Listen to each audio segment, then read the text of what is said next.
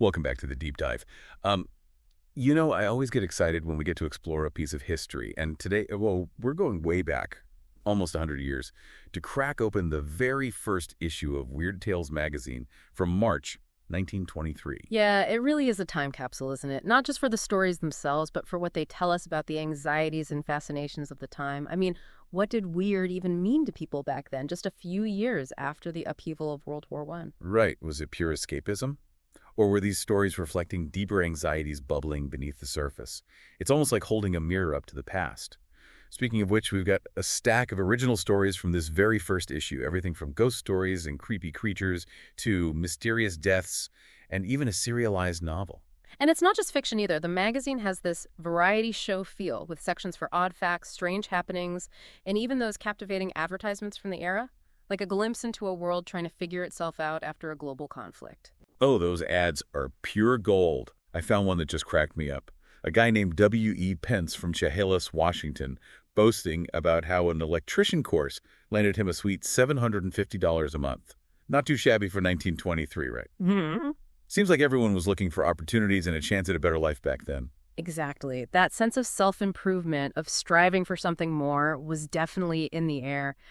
But enough about ads. Let's get to the heart of this deep dive, the stories themselves. Okay, first up is The Dead Man's Tale, a ghost story with a twist so bizarre I couldn't put it down. It's about two soldiers, our narrator and his friend Louis, both head over heels for the same woman, Velma. And this isn't your typical boo, I'm a ghost, I want revenge kind of tale. The ghost in this story becomes something far more complex, a protector driven by love and guilt. Right, so tragedy strikes, the narrator is killed in battle, but his spirit lingers, unable to let go of his love for Velma.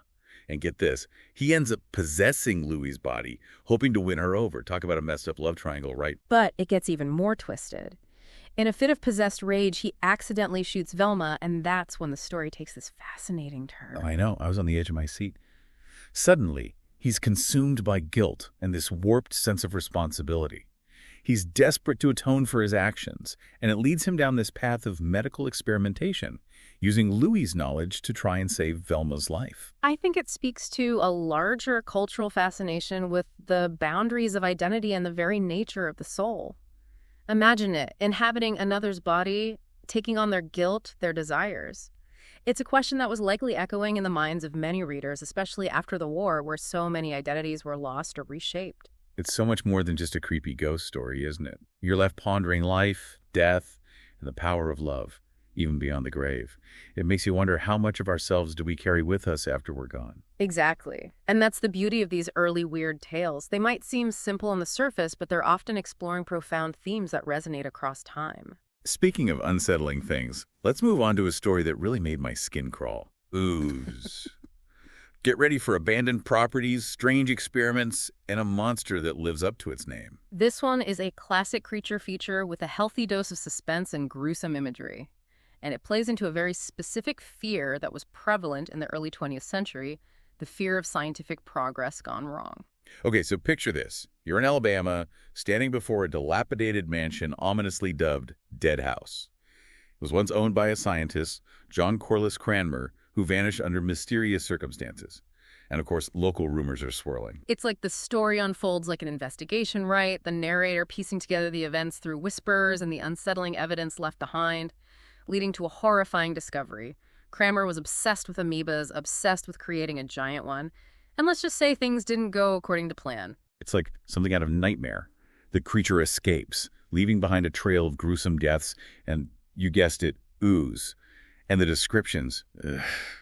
Imagine stumbling upon this abandoned house, the air thick with this awful, fishy stench, knowing something monstrous is lurking within.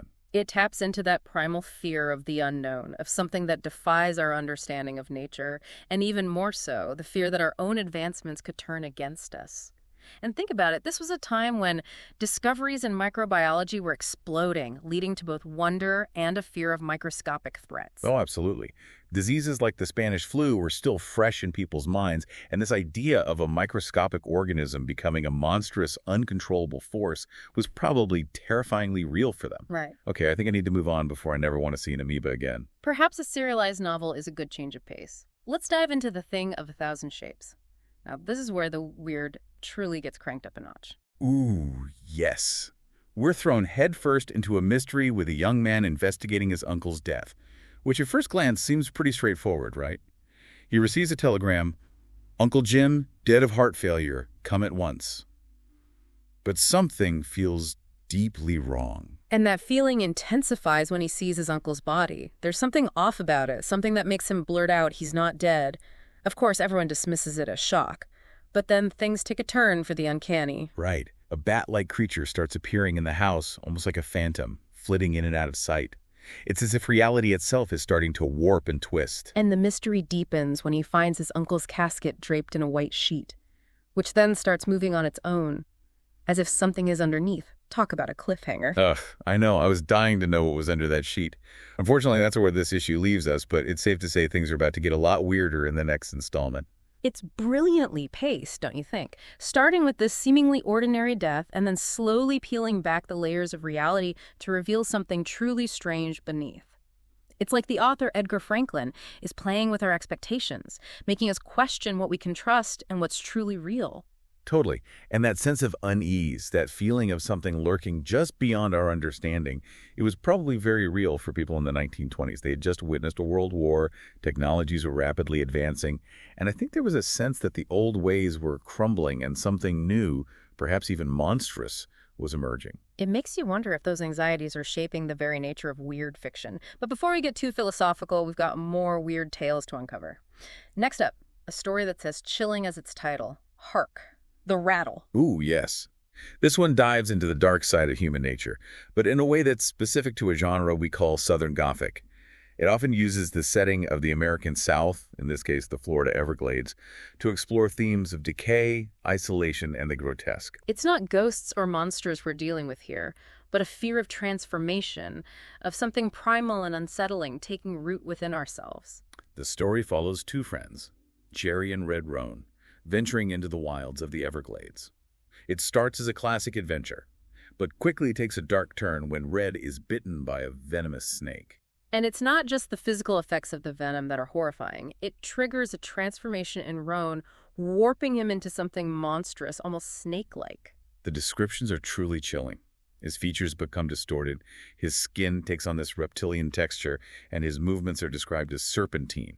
It's like he's losing his humanity and becoming something both familiar and utterly alien. It's like the story saying that the wilderness, nature itself, has this power to strip away our civilized veneer and reveal the primal, even monstrous forces lurking beneath.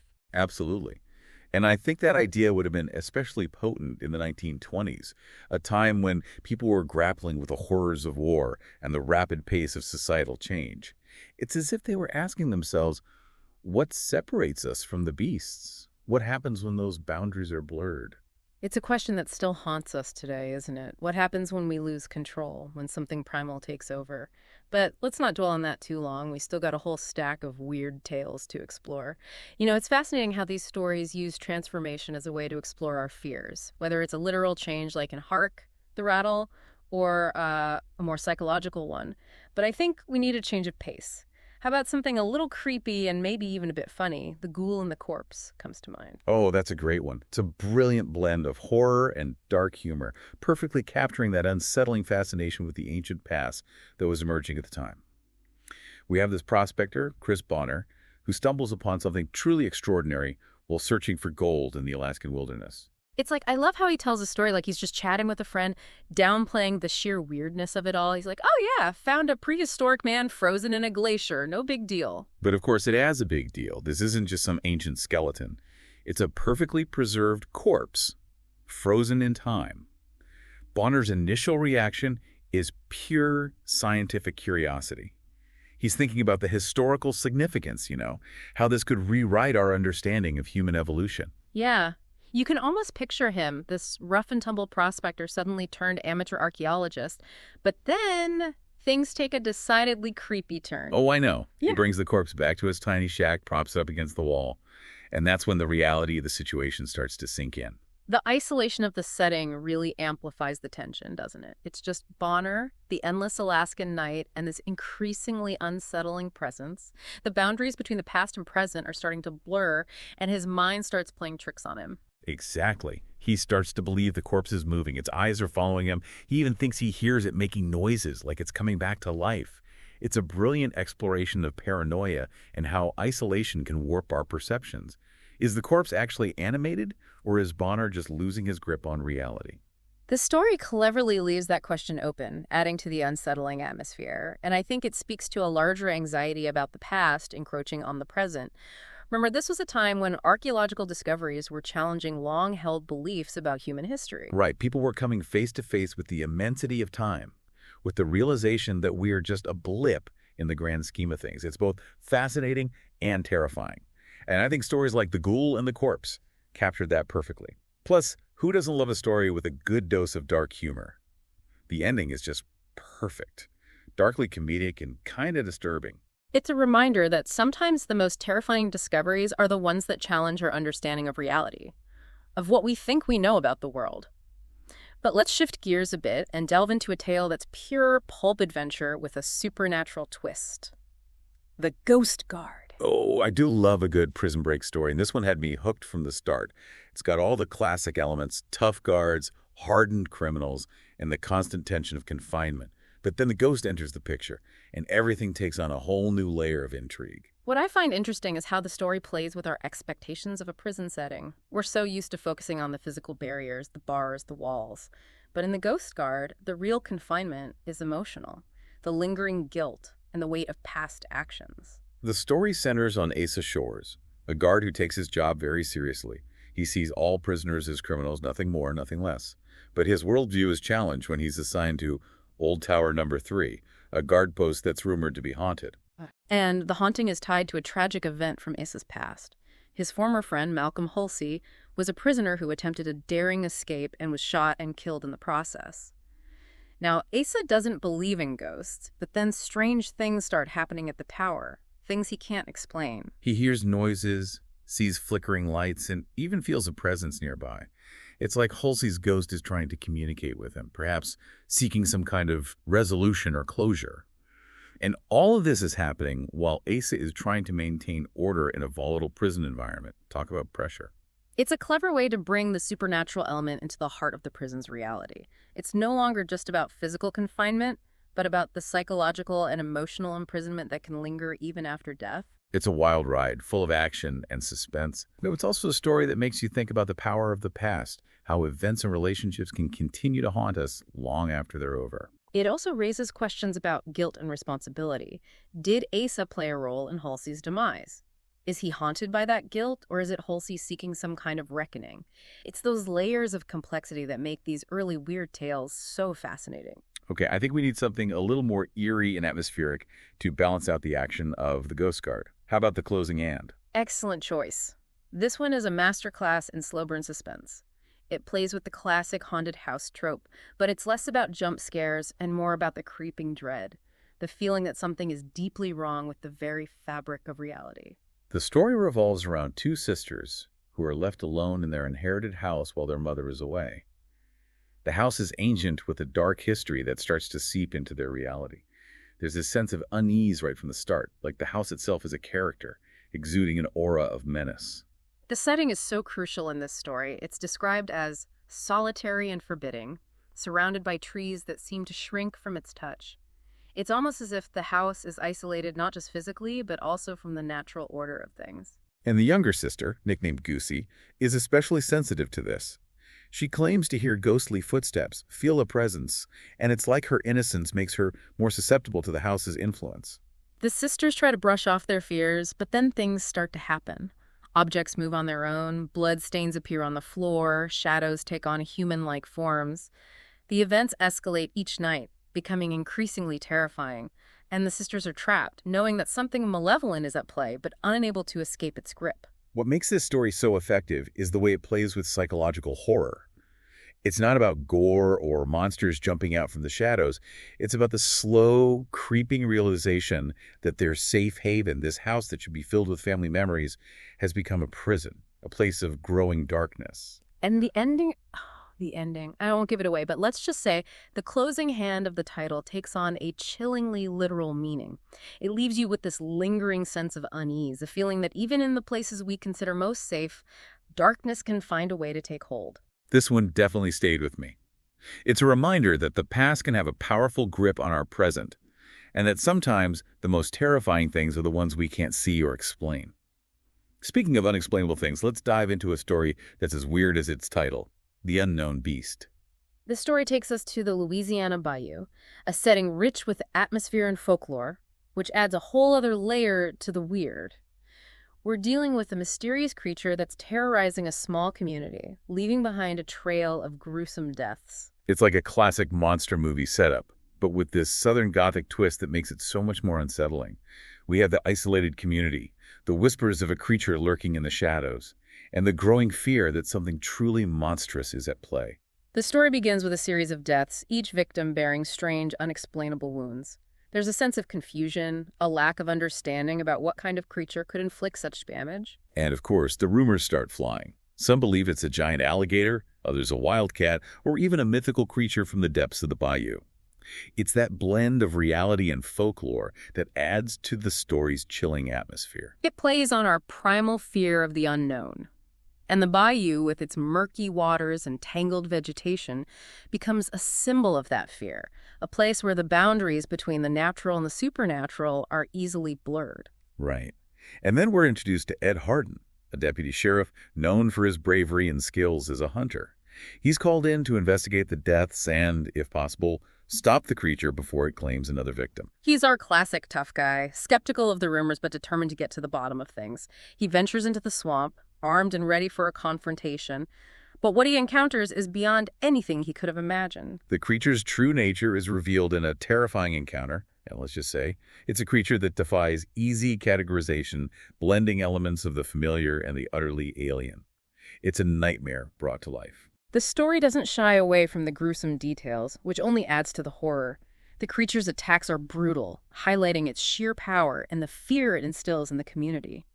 But beyond the horror, I think the story also touches on the themes of ignorance and prejudice. The community's fear is amplified by their lack of understanding, their tendency to fill in the blanks with rumors and assumptions, which often leads to even more fear and violence. It's a powerful message, isn't it? Sometimes the most terrifying monsters are born from our own fears and prejudices, from our tendency to demonize the unknown. But let's move on to a story that explores the very nature of reality itself, the place of madness. This one is intense and thought-provoking. It delves into the psychological effects of solitary confinement, leaving you questioning what's real and what's a product of a fractured mind. We start with a prison investigation, a commission interviewing inmates about the conditions within the prison. One prisoner, serving a life sentence, steps forward with a chilling claim. He argues that the prison's use of solitary confinement is driving men insane.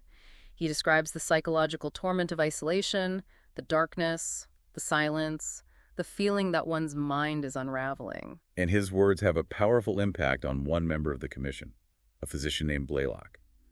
At first, Blaylock dismisses the prisoner's claims, seeing him as just another criminal trying to manipulate the system.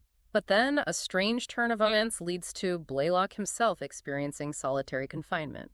It's meant to be a brief, harmless experiment, but it quickly becomes a descent into psychological torment for him as well. You see Blaylock's initial skepticism give way to fear, then paranoia and hallucinations. The story vividly depicts the breakdown of his rational mind as the isolation takes hold. It's a truly harrowing experience. And the ending is both tragic and disturbing. Blaylock's experience in solitary confinement leaves him permanently changed, his perception of reality shattered. It's a stark reminder of the fragility of the human mind and the devastating impact of isolation. It's a story that really makes you think about the ethics of punishment, the line between justice and cruelty. It's a story that stays with you long after you finish reading it, prompting you to think about the human cost of our systems of confinement. But we've covered a lot of ground in this deep dive, and we're running out of time. Perhaps we should save the rest of these fascinating tales for another episode. Yes, I think that's a good idea. We've only just scratched the surface of this incredible issue of weird tales. There's so much more to explore, so many more layers to uncover. I agree. It's amazing how these stories written nearly a century ago still resonate with us today. Yeah. They tap into our deepest fears, our fascination with the unknown, and our enduring need to make sense of the world around us. And that's what makes them so timeless, isn't it? They might be set in a specific time and place, but the themes they explore are universal. The fear of the unknown, the struggle for identity, the blurred lines between reality and delusion. These are all questions that continue to haunt us, no matter how much the world changes. I think that's a perfect note to end on. We've journeyed through haunted houses, encountered monstrous creatures, and explored the dark corners of the human psyche. It's been a wild ride. And a reminder that the weird is not just about chills and thrills. It's a reflection of who we are, our anxieties, our fascinations, and our enduring search for meaning in a world that's often strange and unpredictable. So for those of you listening, keep exploring, keep questioning, and keep embracing the weird. We'll be back soon with another deep dive into the strange and wonderful world of storytelling. Until then, happy reading.